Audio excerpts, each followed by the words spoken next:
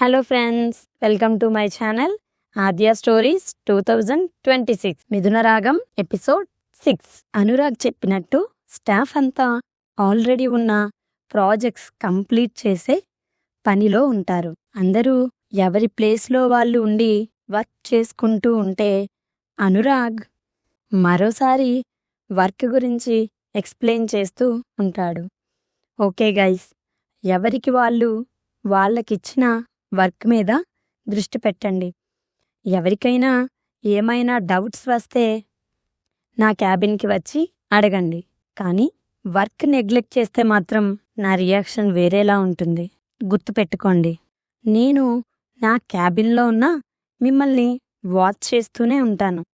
Be careful అని warning ఇచ్చి తన క్యాబిన్కి వెళ్తాడు.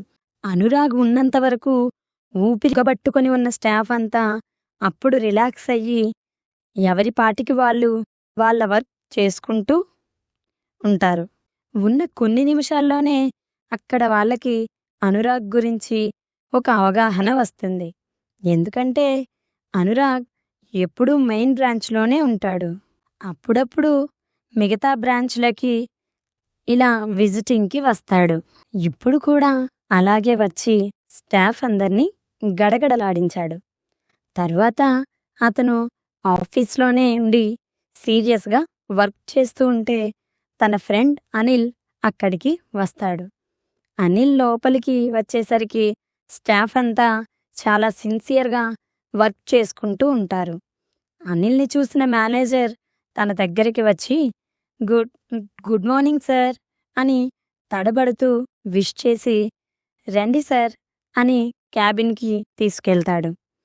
లోపలికి వెళ్ళి కూర్చొని ఫైల్స్ చెక్ చేస్తూ ఉంటాడు అనిల్.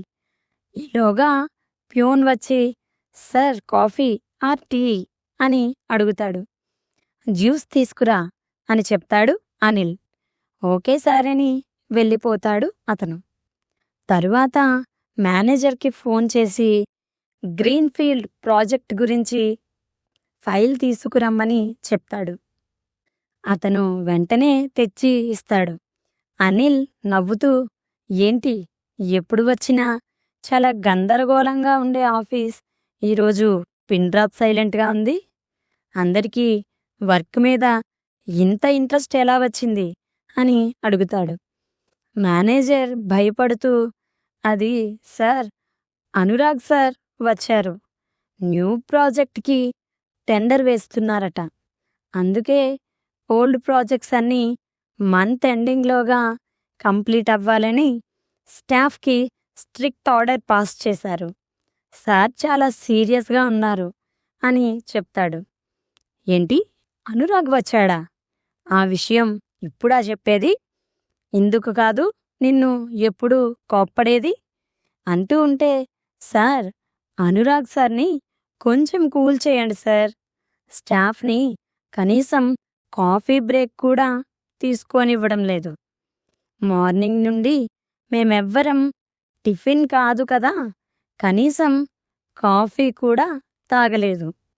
ఇప్పుడు కూడా లంచ్కి వెళ్ళాలంటే చాలా భయంగా ఉంది. మీరే ఏదో ఒకటి చెయ్యండి సార్ అని బ్రతిమలాడుతూ ఉంటాడు.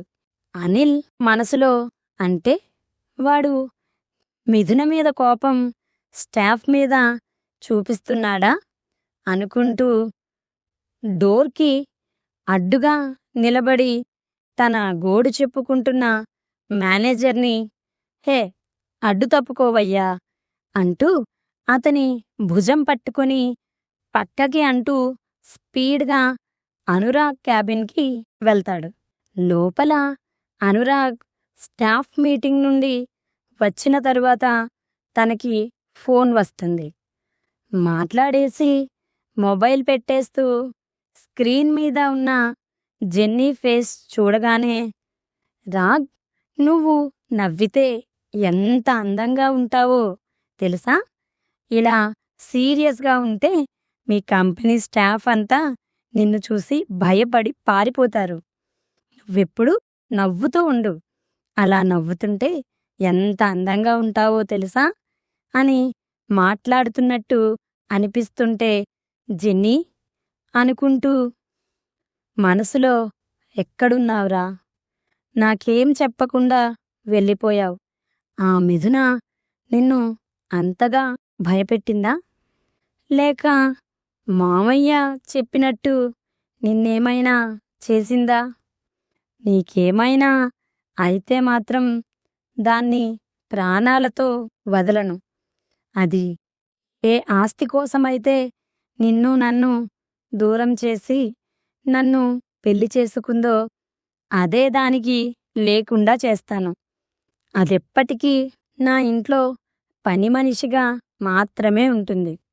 ఒక్కసారి కూడా దాని మీద నాకు అనుమానం రాకుండా ఎంత బాగా నటించింది. దాన్ని అస్సలు వదలను అనుకుంటూ ఇంటికి వెళ్ళాలని పైకి లేచేసరికి డోర్ ఓపెన్ చేసుకుని అనిల్ లోపలికి వస్తూ ఉంటాడు. రాగానే, రేయ్, స్టాఫ్ మీద ఎందుకు నీ కోపం చూపిస్తున్నావు? వాళ్ళు కాఫీకి లంచ్కి కూడా వెళ్ళడానికి భయపడుతున్నారు అంటాడు. అలా అని నీకు చెప్పారా వాళ్ళు అంటాడు అనురాగ్. నేనేం వాళ్ళని కాఫీ తాగొద్దు, లంచ్ చేయొద్దు అని చెప్పలేదు. జస్ట్ వర్క్ మీద కాన్సంట్రేషన్ చేయమన్నాను. లేకపోతే పింక్ స్లిప్ ఇవ్వడానికి ఏమాత్రం ఆలోచించను అన్నాను. ఏం, ఇది కూడా చెప్పాను. సిన్సియర్గా వర్క్ చేసిన వాళ్ళని, ప్రోగ్రెస్ చూపించిన వాళ్ళని శాలరీ ఇంక్రిమెంట్తో పాటు ట్రిప్కి పంపిస్తానన్నాను. ఆ విషయం చెప్పలేదా అంటాడు.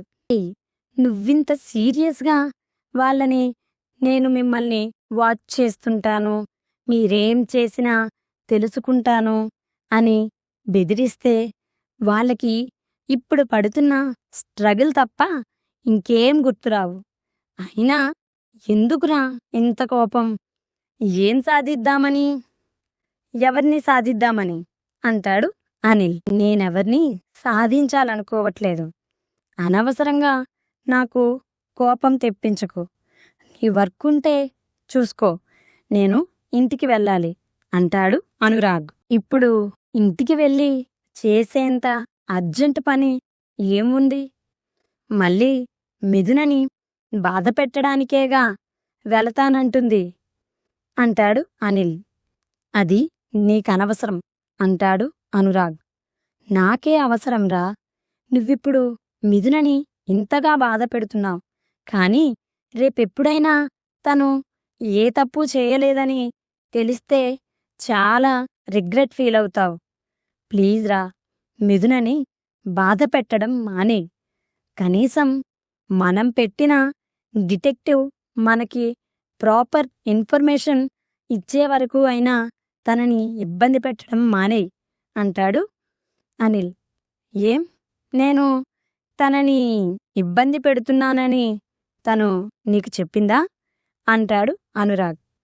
కాదు, మరి నీకెలా తెలుసు నేను తనని ఇబ్బంది పెడుతున్నాను అని అంటాడు అనురాగ్. దాంతో అనిల్ మనసులో మార్నింగ్ చిత్ర తనకి ఫోన్ చేసిన విషయం గుర్తొస్తుంది. అనిల్ మార్నింగ్ లేచి రెడీ అయ్యి టిఫిన్ చేసి ఆఫీస్కి స్టార్ట్ అవుతుంటే తన మొబైల్ రింగ్ అవుతూ ఉంటుంది. స్క్రీన్ మీద చిత్ర నేమ్ పక్కనే లవ్ సింబల్ చూపిస్తుంటే నవ్వుతూ ఫోన్ లిఫ్ట్ చేసి, ఏంటి మేడం గారికి పొద్దున్నే నేను గుర్తొచ్చాను? ఏంటి సంగతి? ఎక్కడికైనా షాపింగ్కి తీసుకెళ్ళాలా ఏంటి అని నవ్వుతూ అడుగుతాడు. నోరా, అన్నయ్యని కొంచెం మార్చాలి అని చాలా డల్గా చెప్తుంది చిత్ర. హే, ఏమైంది అని అడుగుతాడు అనిల్. నీకు తెలుసుగా, నైట్ వాళ్ళిద్దరికీ ఫస్ట్ నైట్ అరేంజ్ చేశారని. అయితే ఏమైంది అని అడుగుతాడు అనిల్. అన్నయ్య మిథునని నైట్ చాలా ఇబ్బంది పెట్టాడురా. అని చెప్తుంది చిత్ర. ఈ విషయం నీకెలా తెలుసు అని అడుగుతాడు అనిల్. మార్నింగ్ నేను టెర్రస్ మీదకి ప్లాంట్స్ కోసం వెళ్ళాలనుకున్నాను. అప్పుడు అన్నయ్య వాళ్ళ రూమ్ దాటి వెళ్తున్నాను. నాకు అన్నయ్య మాటలు వినిపించాయి.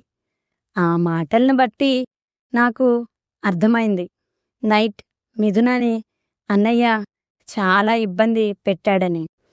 అసలు వాడు ఇంత మూర్ఖంగా ఎందుకు బిహేవ్ చేస్తున్నాడో నాకు అర్థం కావడం లేదు. ప్లీజ్ నువ్వైనా వాడికి కొంచెం చెప్పు, మిథునని మరీ ఇంతగా హింసించొద్దని అంటుంది చిత్ర. మనం మాత్రం ఏం చేస్తాం చిత్ర? ఓకే, నేను వాడితో మాట్లాడతాను. నువ్వు ఎక్కువగా ఈ విషయం గురించి ఆలోచించకు.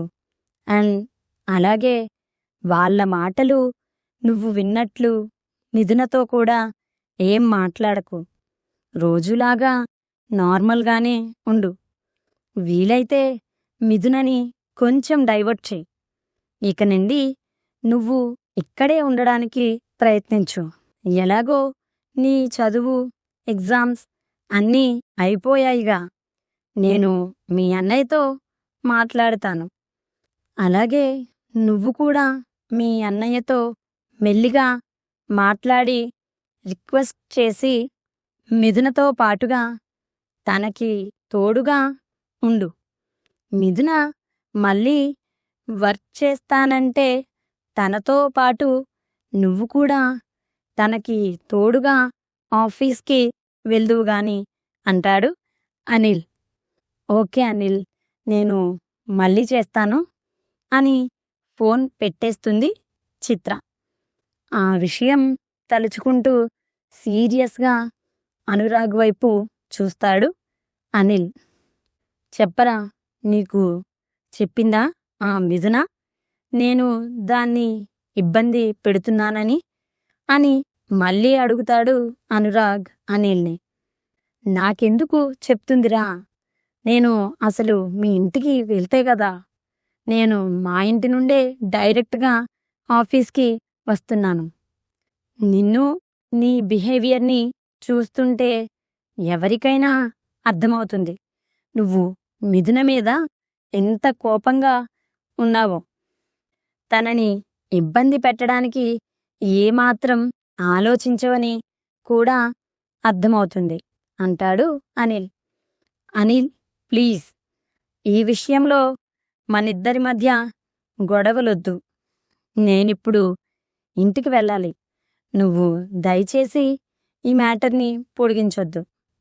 ఈ విషయం మనిద్దరి మధ్య మాట్లాడుకోకపోవడమే నాకిష్టం. Please Anil, try to understand అని చెప్పి తన కార్ కీస్ తీసుకుని వేగంగా క్యాబిన్ డోర్ ఓపెన్ చేసుకుని ఇంటికి వెళ్ళిపోతాడు అనురాగ్. వెళ్ళిపోతున్న అనురాగ్ వైపు చూస్తూ, ఎందుకురా ఎంతో నవ్వుతూ సంతోషంగా చలాకీగా ఉండే నువ్వు ఇంత కోపంగా ఒక అమాయకురాలైన ఆడపిల్ల మీద కోపం పెంచుకున్నావు? జెన్నీ మీద ఉన్న పిచ్చి ప్రేమతో నీ ముందున్న నిజాన్ని కూడా నువ్వు చూడలేకపోతున్నావు. కనీసం మిథునకి కూడా తన నిజాయితీ నిరూపించుకునే అవకాశం కూడా నువ్వు తనకి ఇవ్వడం లేదు అని మనసులో అనుకుంటూ ఉంటాడు అనిల్. తరువాత ఏం జరుగుతుందో, ఇంటికి వెళ్ళిన అనురాగ్ మిథునని మళ్ళీ ఎలా ఇబ్బంది పెట్టాడో చూద్దాం నెక్స్ట్ ఎపిసోడ్లో. నా స్టోరీస్ కనుక మీకు నచ్చినట్లయితే నా ఛానల్ని లైక్ చేయండి, షేర్ చేయండి, అలాగే తప్పకుండా సబ్స్క్రైబ్ చేసుకోండి. అండ్ స్టోరీ ఎలా ఉందో కామెంట్ చేయడం మాత్రం మర్చిపోకండి. Thank you friends, bye.